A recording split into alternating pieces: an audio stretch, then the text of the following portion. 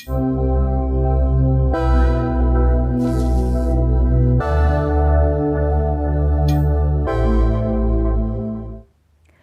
ձեզ, Բուն TV-ի եթերում այսօր զրուցելու ենք անվտանգային քաղաքականության հետազոտական կենտրոնի տնօրեն Արեգ Քոչինյանի հետ։ Ողջույն Արեգ։ Բարև ձեզ։ Շնորհակալ եմ հրավերս ընդունելու համար։ Ես շնորհակալ եմ։ Արեգ, վերջերս ձեր կենտրոնը մի հետազոտություն հրապարակեց, որ անդրադառնում է նրան Հայաստանը ինչպիսի կախվածություններ ունի Ռուսաստանից եւ ինչպես է հնարավոր, նաեւ առաջարկներ կային, թե ինչպես է հնարավոր հաղթահարել այդ կախվածությունները։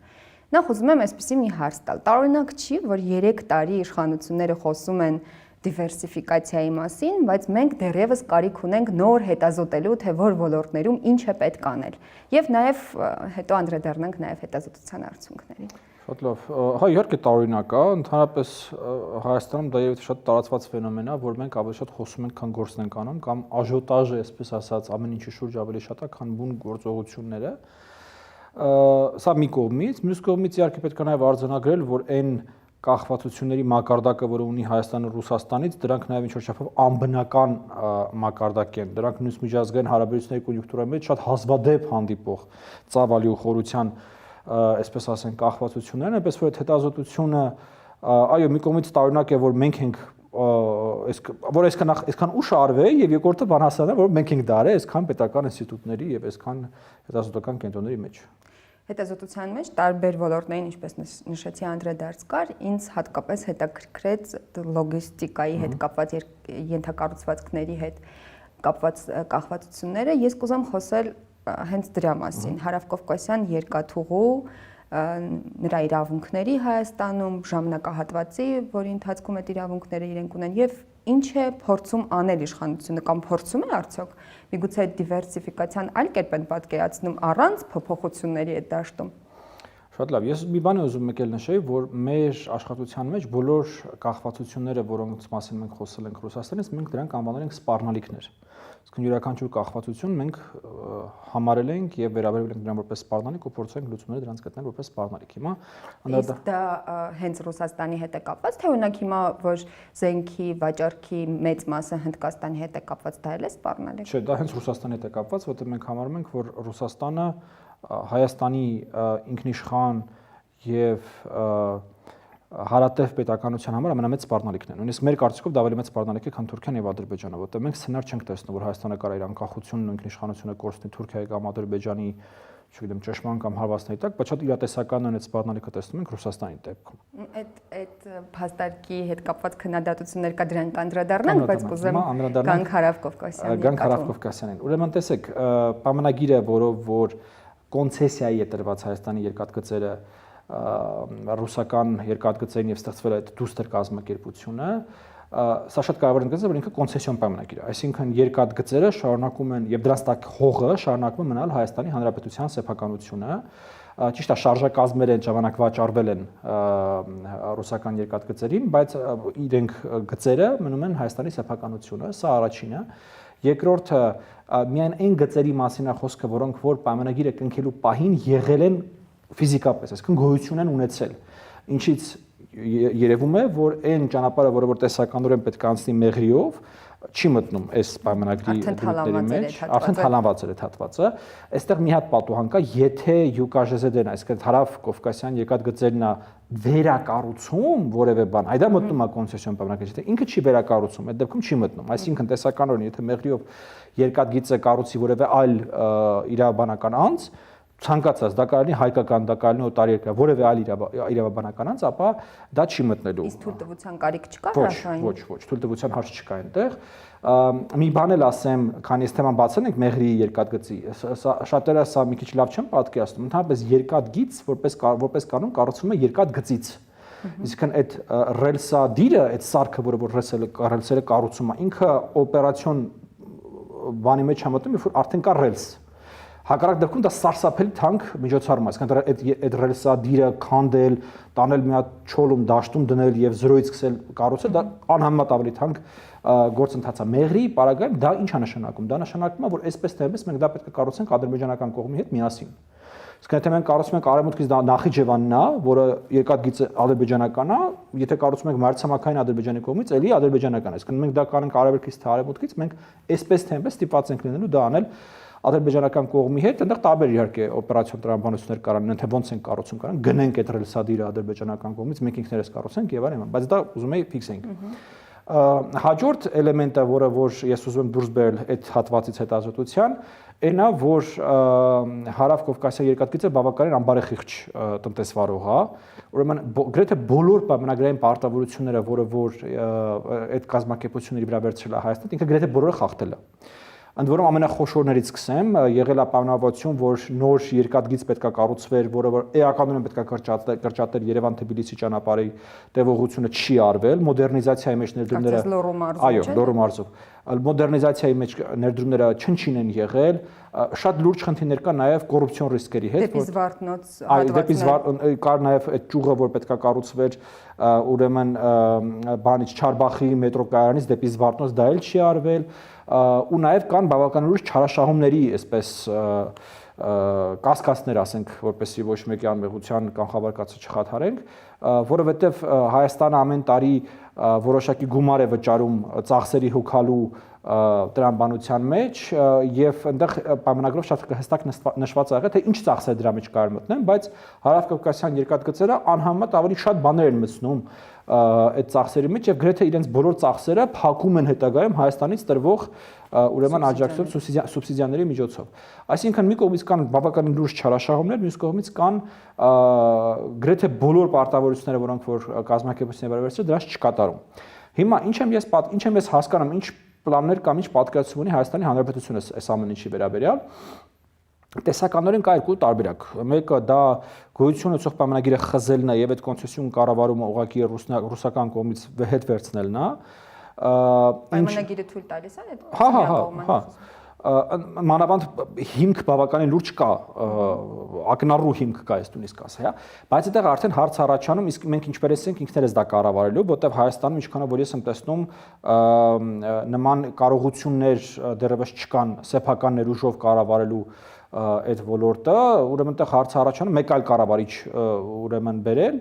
եւ սա մի մոտեցումն է եւ կա մյուս մոտեցումը որ այն ինչ որ գոյություն ունի շարունակի մնալ առնվազն մինչեւ պայմանագրի ավարտը եթե ես չեմ սխալվում պայմանագրի ավարտումը 2038 թվականին մինչև այդ թողնել դա ռուսական կոնցեսիայի տակ, բայց այն ինչ որ նոր պետքա կառուցվի, ընդ որում արդեն այստեղ խոսքը մենակ մեղրի մասին չի, որտեղ այդ խաղաղության խաչմերուկ նախագիծը ընդհանրում է նաև այլ երկաթգծերի ուրեմն կառուցում ու վերակառուցում, դա արդեն չլինի ուրեմն այդ կազմակերպության վերահսկողության տակ, լինի որևէ այլ կամ նորից արտասահմանյան կամ ինչով այդ հասցնենք սեփական կարողությունների ձևով լինի մեր վերահսկողության տակ։ Այս երկրորդ ճանապարհը ինչ որ չափով նույնիսկ կարելի է անվանել կոմպրոմիսային, որ ռուսական կողմն էլ ինչ որ շահույթ կոպիտ ասած ստանա այդ մեր տարածաշրջանային բացումից, կոմունիկացիաների բացազատվելուց եւ այլն, եւ ինչ որ չափով կողմ լինի այդ գործընթացներին, թեպետ իհարկե այստեղ հարց առաջանում արդյոք ռուսական կողմի համար քաղաքական բաղադրիչը անհամեմատ ավելի կարևոր չի լինելու, քան ինչ որ մի քանի կոպեկ աշխատելու հնարավորությունը։ Գալով խաղաղության խաչմերուկին եւ ենթադրյալ այլ ցանկացողներին ներդրումներ անել դրանում եւ հատկապես հարավային հատվածում։ Դուք հատկապես վերջերս աշխատանքային այցելություններ ունեիք նաեւ Ամերիկայի Միացյալ Նահանգներ, ինձ հետաքրքիր է, կա քննարկում, կա անդրադարձ, կա հետաքրքրություն այդ հնարավոր ենթակառուցվածքներում ներգրավվածություն ունենալու եւ եթե այո, կան որոշակի քայլեր այդ ուղղությամբ, թե չէ իշխանությունների հետ։ Գիտեք Աննա, եկեք նախ հասկանանք թե ինչ է նշանակում այդտեղ ներդրումները, որովհետև եթե մենք խոսում ենք կոնկրետ մեղրիով երկաթգծի մասին, այդտեղ ընդհանուր առմամբ խոսքը գնում է մոտավորապես 250 միլիոն դոլարի մասին, ամբողջ, որպեսզի ամբողջ երկաթգիծը մեղրիով որ անցնում է, վերակառուցվի, հա։ Ընդ որում դա մի տարվում չի արվելու, դա մոտավորապես 2 տարի է տևելու, այսինքն խոսքը գնում է տարեկան ընդամենը 125 միլիոն դոլարի մասին։ Ճիշտն ասած, ես կարծում եմ, որ այդ այն գումարը չի, որ մենք հիմա ասենք ընկնենք աշխարհով ման գանք պոտենցիալ ներդրողներ, իսկ կարծում եմ այդ այն գումարն է, որ Հայաստանի Հանրապետությունը ինքը պետք է ներդնի, ու դա շատ կոնկրետ ռազմավարական ներդրում է լինելու, դա շատ կոնկրետ, շատ մոտ ապագայում իր գինը հանող եւ քաղաքական իմաստով եւ ֆինանսատնտեսական իմաստով ճիշտ ներդրում է լինելու, այնպես որ ես ճիշտ ասած նույնիսկ դեմ կլինեմ, որպեսզի հիմա Հայաստանը սկսի ինչ որ փնտրել այդ հատվածի վերաբերյալ ներդրողները, բայց Այն որ խաղաղության խաչմերուկ նախագծում ներդրումներ պետք են, դա ակնհայտ է, որովհետև այնտեղ արդեն խոսքը գնում է 2-ից 2.5 միլիարդի մասին, եթե ես չեմ սխալվում։ Այդ ամբողջ ուրեմն կոմունիկացիան կառուցելու եւ վերակառուցելու թեմատիկա մեջ, այդտեղ բնականաբար պետք են լինելու ներդրողներ։ Այս առումով ինձ համար բավականին հստակ է, որ Միացյալ Նահանգներում եւ Եվրոպական միությունում կա հետաքրքրվածություն։ Հիմա այստեղ իհարկե հարցերից հարցը, ոնց որ ասում հետաքրքրվածությունը լավ բան է, բայց այդ հետաքրքրվածությունը արդյոք կվերածվի գործի։ Եվ այստեղ ուզում եմ մի ավելի ընդհանրական եզրահանգում բերեմ, որովհետև ինչպես նշեցիք, այո, Միացյալ Նահանգներում է աշտանքայնացող, բայց բացի այդ նաև մի քանի եվրոպական երկրներում է եւ նաև Բրյուսելում է եվրոպական ինստիտուտների ղեկավար եվրոպական ինստիտուտներում մի քանի հանդիպում ունեցա։ Գիտեք, մի բան ակնհայտ էր ինձ համար, որ կա ընդհանուր այդ տրամադրվածությունը, որ Հայաստանի համար պետք է ինչ-որ բան անել, որ այ Հայաստանը ճիշտ ուղու վրա է, մենք շատ գնահատում ենք այն ինչ-որ տեղի անունում Հայաստանում, իմիջիայլոց նաև ձեզ ասեմ, որ այսպես շատ բարձր, շատ դրական տեսակետ կա Հայաստանի իշխող ադմինիստրացիայի վերաբերյալ եւ անձամբ վարչապետի վերաբերյալ, նույնիսկ այն ասչո որ ասես մի քիչ բաներ լինում այդ աստիճան դրական վերաբերմունքից, բայց այդ ամեն ինչով հանդերձ այդ ամբողջ խոսույթը չի կենտրոնանում, չի կոնկրետանում, թե այ որ ասում եք ինչ-որ լավ բան անենք Հայաստանի համար, դա ի՞նչ է նշանակում, էլի,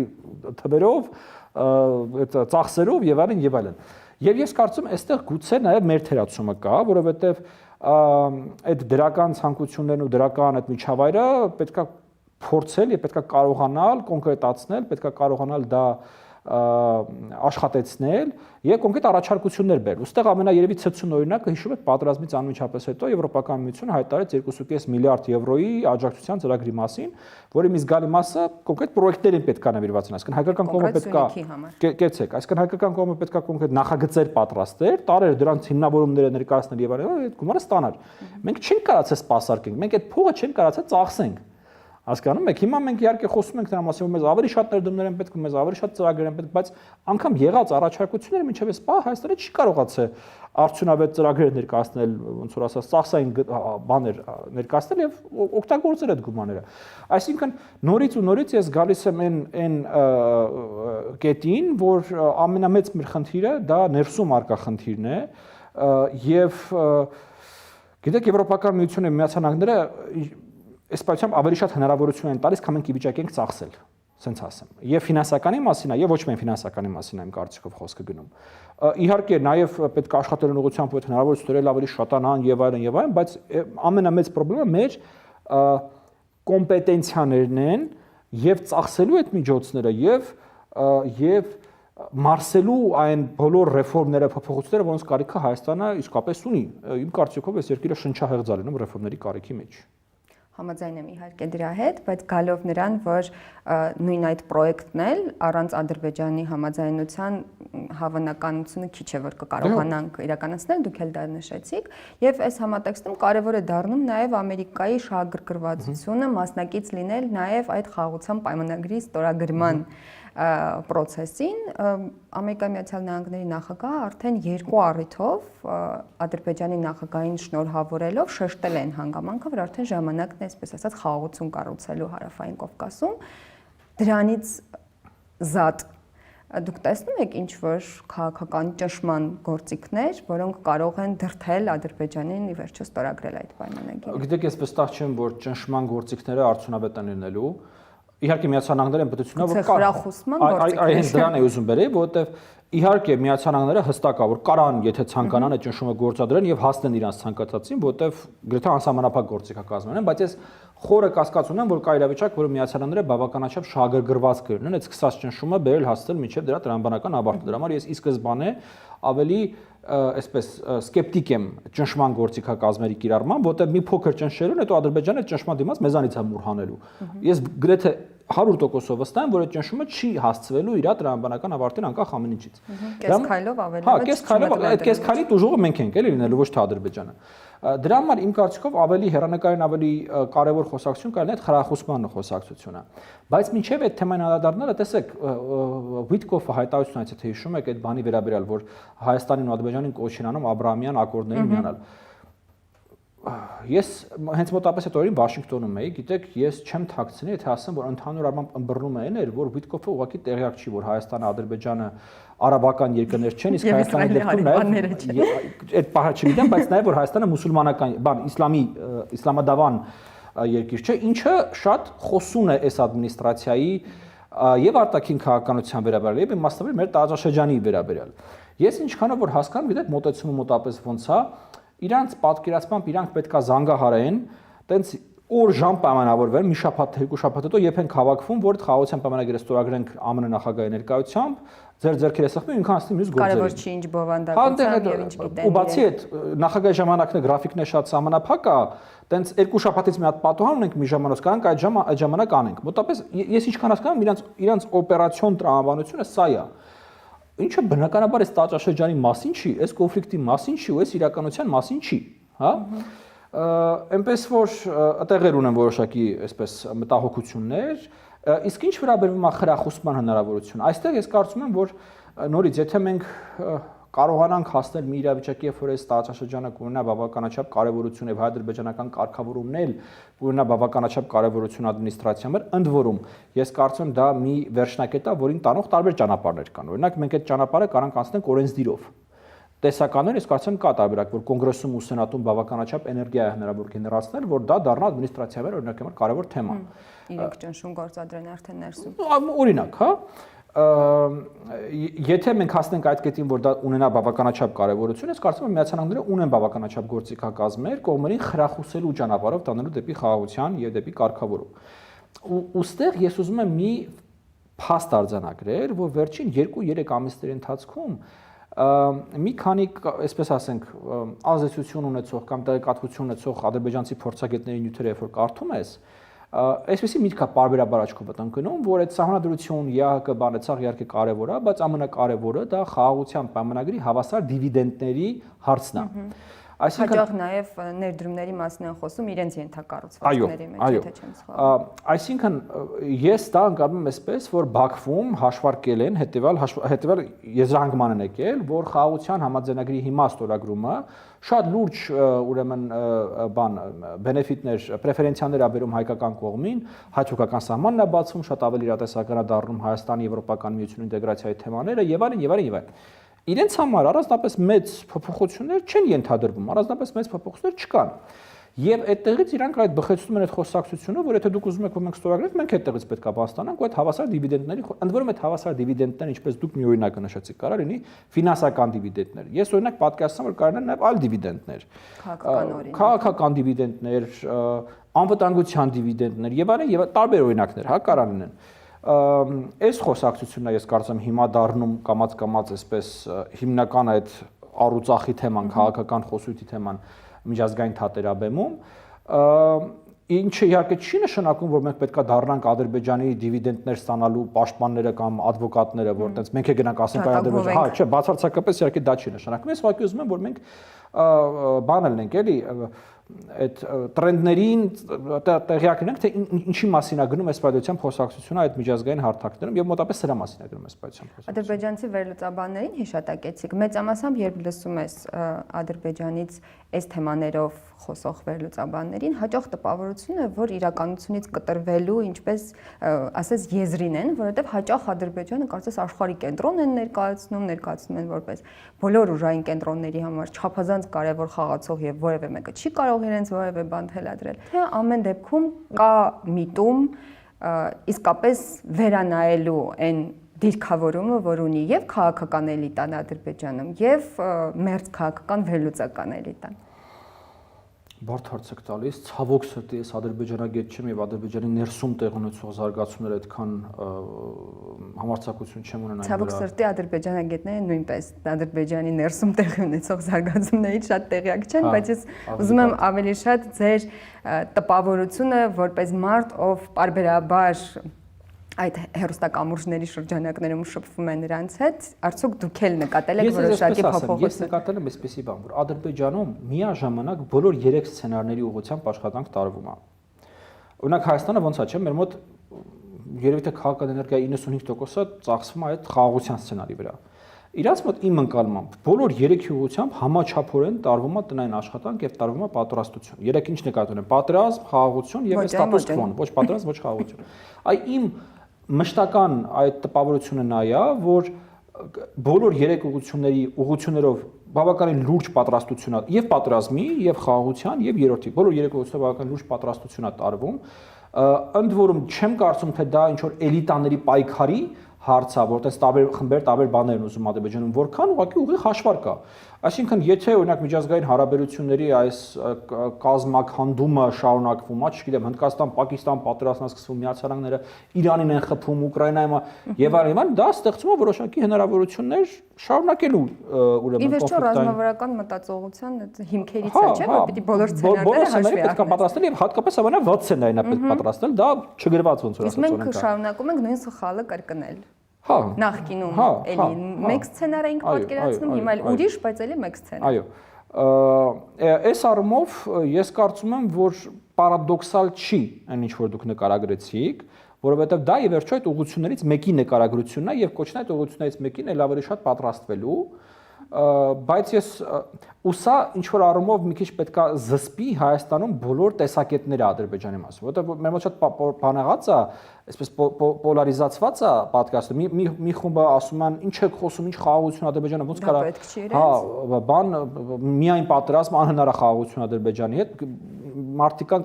կամաց հասնեն Ռոբերտ Քոչարյանի նկարագրությանը, որ կենսաբանորեն անհամատեղելի են, հա, որ մի քիչ թողես խոսեն։ Ու մյուս խումբը, որ ասում է, չէ, ինչ պատրաստ չինելու ներու խաղաղություն,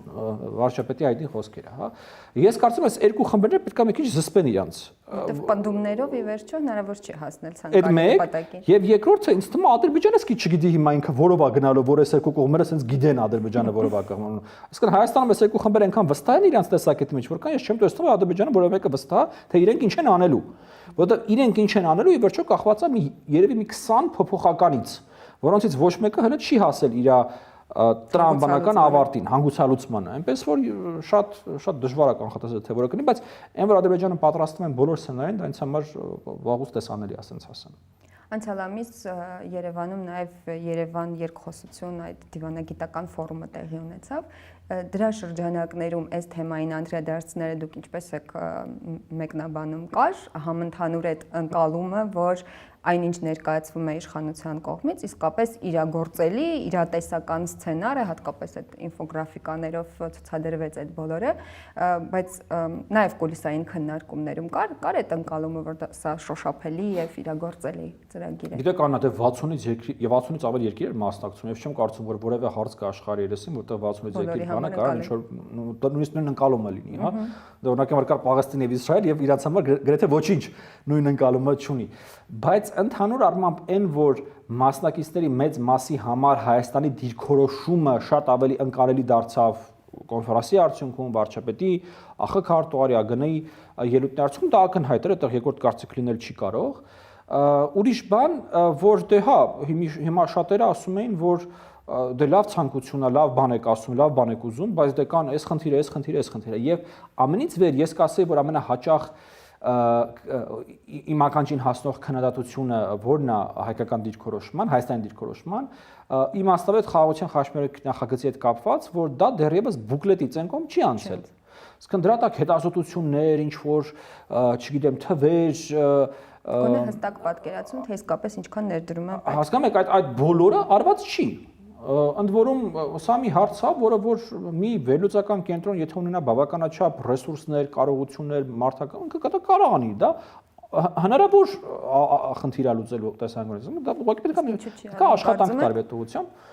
Դե չեմ կարող ասեմ ինչու չի արվում, երևի թե նույն բանը գալիս ենք նույն խնդրին, որ Հայաստանում կան կոմպետենցիաների եւ խնդիրները հայտարարություններից ու ելույթներից անդին տանելու բավականին լուրջ ֆունդամենտալ խնդիր։ Բայց քանի ֆորումի թեման բացեցիք, ես նաև մի երկու բան ուզում հավելեմ, որտեղ ինքս մասնակից էի, ես նաև ելույթ ունեցա ֆորումի ընթացքում։